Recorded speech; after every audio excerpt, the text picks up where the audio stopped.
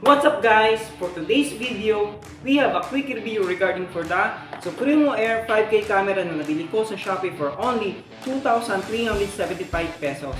Ang tanong, worth it nga ba? Halika, samahan nyo ako explore natin kung anong meron ng features ang Supremo Air 5K camera na to. Ano nga bang meron ang Supremo Air 5K camera na to? Sa top, meron tayong menu and OK.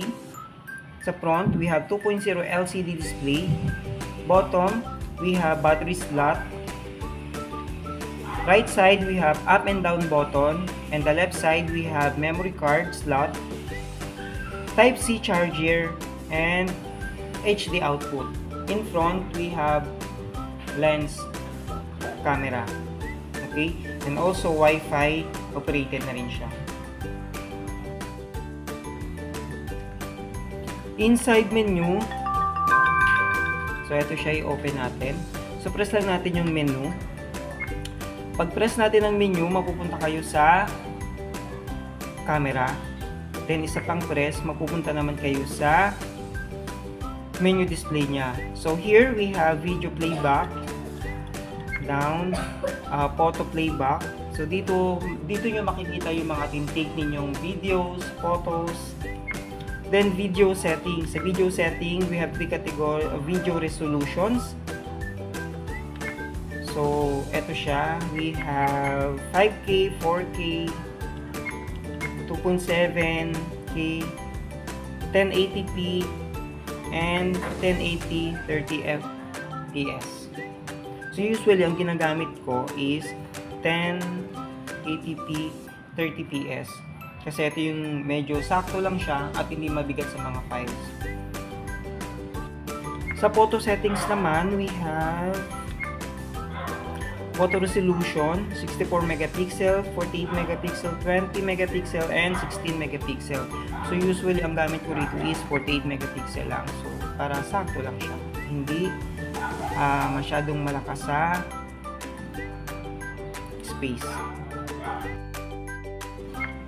Sa settings naman, ito, kasi pag nabili nyo to, ang meron sa kanya is default settings. So, all you have to do is to change the settings base doon sa gusto ninyo. We have frequency, 50 Hz and 60 Hz. Sounds, so ito nakikita ninyo yung mga beep, yung mga shutter sounds, start up, bottom. So, pwede siyang palitan. We have lock exposure, white balance, eto lagi lang siya naka-auto. Filters, lens distortion, daytime, screensavers, power off. Sa power off, usually ino-off ko siya kasi kapag nagbi-video kayo, minsan nagsha-shut off siya. After viewing the Supremo Air 5K camera, we're going outside to take some photos and videos regarding for their resolutions. For the photos, 48 megapixels and 64 megapixels.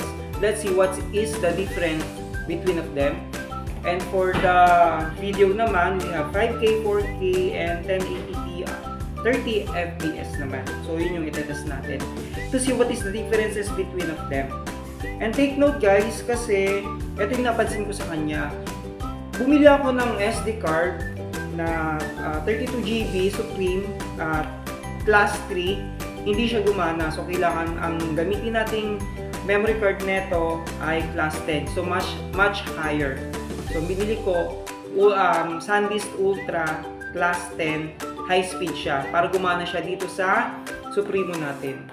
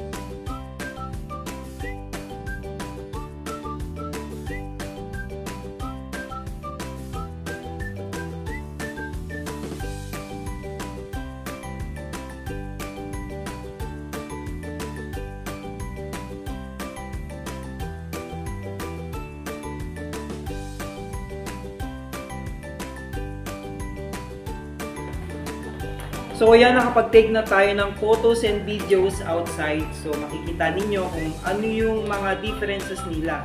Like 48 megapixels and 64 megapixels. And also for the video, 5K, 4K, and 1080p, 30 FPS. Sa price na 2,375, sana maging worth it siya at magtagal. So I think siguro depende na rin sa gamit at pag-iingat. So hanggang dito na lang yung video ko. For more updates and video to come, please like and subscribe for my channels, Kuya Jay's Vlogs.